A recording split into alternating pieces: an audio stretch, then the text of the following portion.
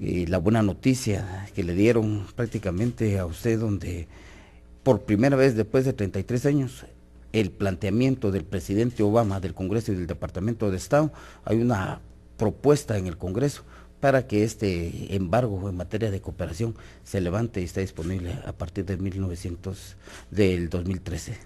Sí, yo creo que nuestros oyentes deben, la mayoría muy probablemente son jóvenes y no vivieron, digamos, la época de los 80s y los 70s. Las condiciones no eran fáciles de superar cuando hay voluntad de superarlas, pero lleva su tiempo. Por ejemplo, la liberación de los archivos militares, eso llevó su tiempo de evaluación, la comisión, etcétera. Ahora ya están liberados. Segundo, la no violación de derechos humanos no es solo de palabra, hay que demostrarlo con hechos. Ya son 4 años que no hay una sola violación de derechos humanos en la institución armada.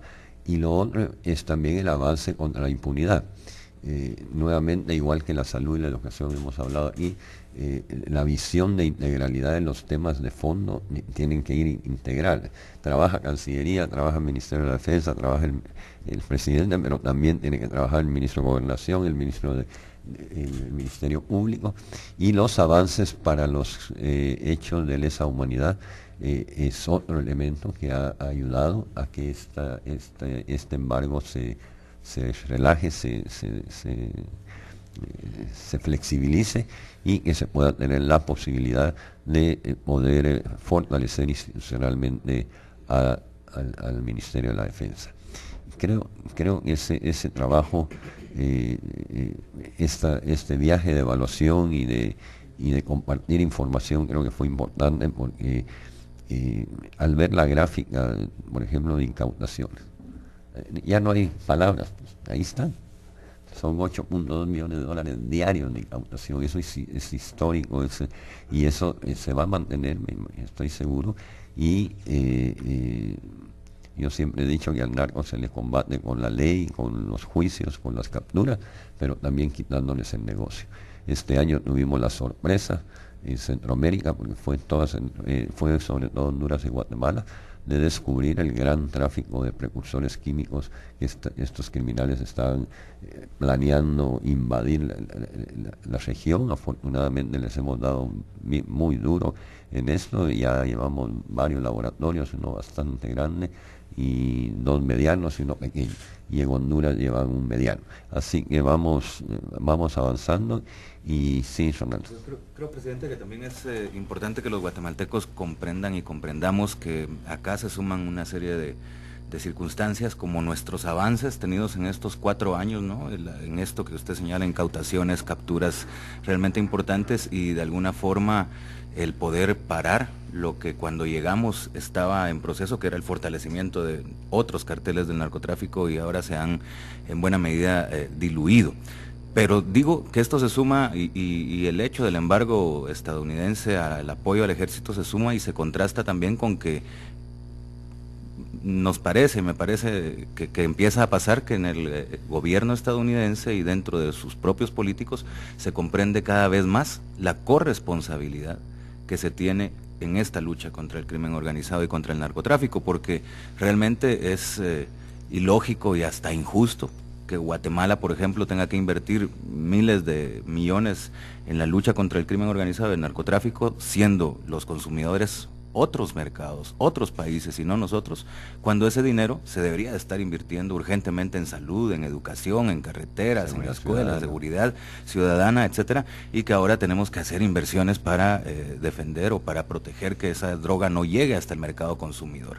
Ahí ya hubo una postura muy fuerte de parte de los países de Mesoamérica, en el marco de la cumbre de Tuxtla, que vale la pena tener siempre en mente y que tiene que ver con que no se vale que solo nosotros, que somos una vía de tránsito, tengamos que hacer este tipo de inversiones mayúsculas. También se necesita que se apoye y se tecnifique, en este caso a las Fuerzas Armadas, que son otras Fuerzas Armadas diferentes a las de la guerra interna en nuestro país, y que ahora tienen ante sí un gran reto de seguir lo que se ha avanzado en estos 4 años para garantizar que en el 2013 pueda materializarse esa ayuda. Pero hay que comprender también que esa corresponsabilidad de Estados Unidos y de otros países que son consumidores de drogas, debería de verse cada vez más reflejada en más apoyo a los países latinoamericanos y a Guatemala en este caso.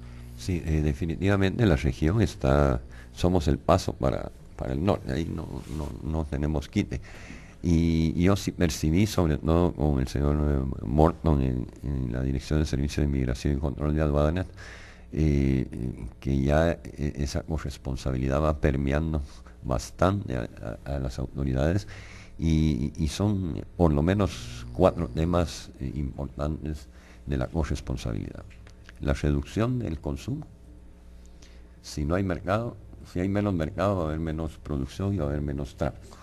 La reducción de consumo, el control de los flujos financieros, porque el narcotráfico genera una cantidad de dinero impresionante que debe estar distorsionando otros mercados, porque si solo aquí en Guatemala incautamos 93.000 millones de quetzales, que son un montón de millones de dólares, casi 12 millones, 12.000 millones de dólares.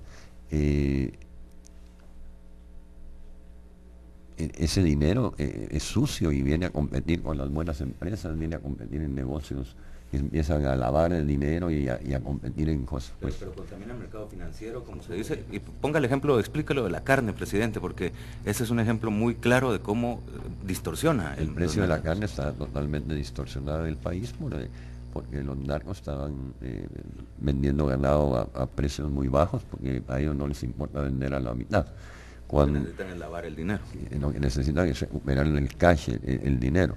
Y cuando sacamos toda esa bacal que sacamos de ahí de la Laguna del Tigre, el mercado se estabilizó en los pocos meses. Y eso creo que, y vamos a averiguar en Maga cómo va lo de la carne, pero creo que ya se estabilizó. Entonces las competencias desleales. Entonces, primero es la reducción de consumo. Segundo, el control de flujos financieros. Tercero, el control del flujo de armas. Los fabricantes de armas son responsables del destino de las mismas y debe haber un control a fondo. Y por supuesto los precursores químicos, que también debe haber un control sobre su destino. Son químicos peligrosos, son químicos de manejo complicado. Entonces, esos 4 temas son de aquel lado, no es de este lado. Por aquí pasa la droga, pero no nos viene para abajo las armas, el dinero sucio y en la secuela de muerte y de violencia que da el narcomenudeo, el narcotráfico, etc. Así que vamos a cerrar esta primera parte del programa recordándole a toda Guatemala, o mejor dicho, invitando a todos los guatemaltecos y guatemaltecas a tener fiestas de fin de año en familia y en recogimiento espiritual. Y regresamos en un momento desde la TGW, la voz de Guatemala, el presidente Colón comunicándose con los guatemaltecos y guatemaltecas. Envía tus mensajes de texto al 4500-1000, 4500-1000. Despacho Presidencial.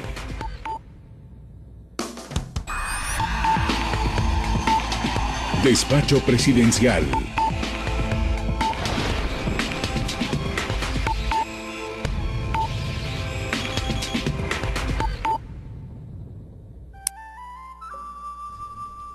Regresamos a Despacho Presidencial, el presidente Colón comunicándose con los guatemaltecos y guatemaltecas desde TGW, la voz de Guatemala, en compañía del señor Canciller, el señor Ministro de la Defensa y el Secretario de Comunicación Social de la Presidencia.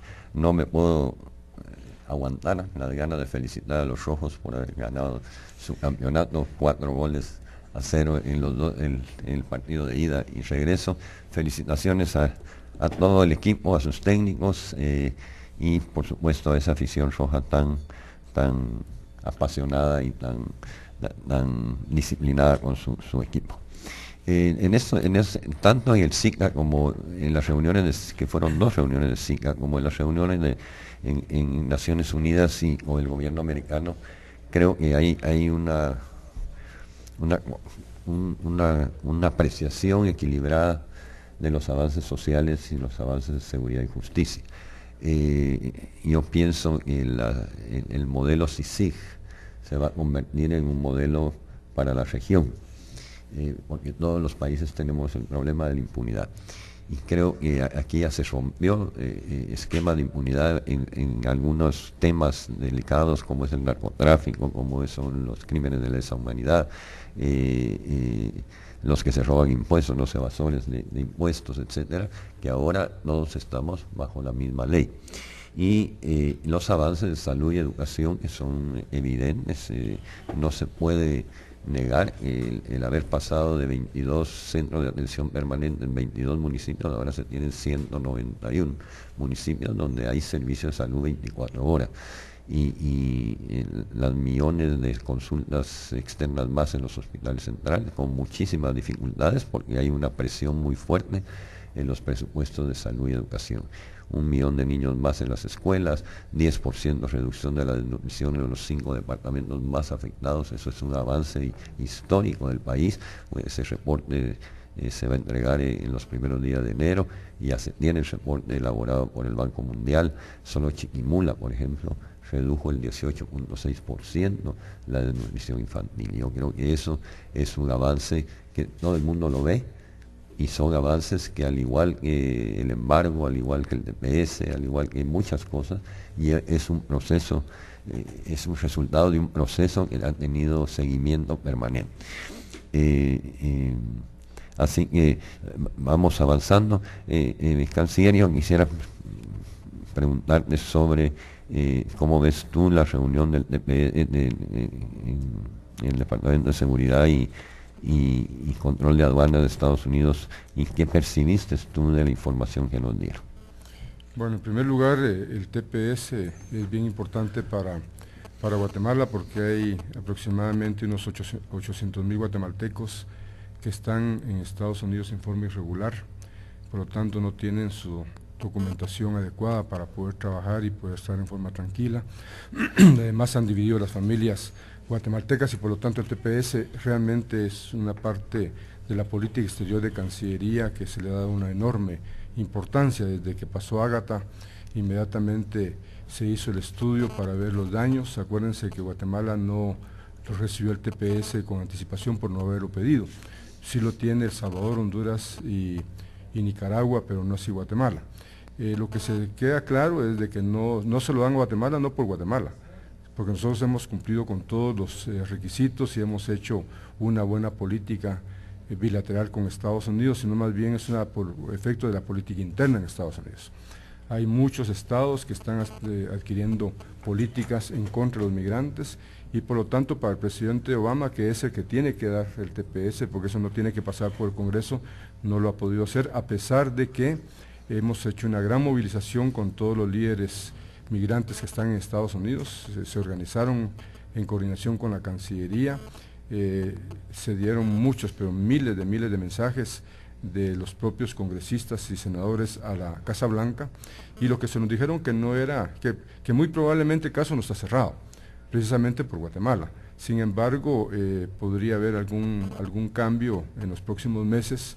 No nos dijeron exactamente si es TPS o algún tipo de medidas administrativas que puedan facilitar en el caso de la población guatemalteca en Estados Unidos.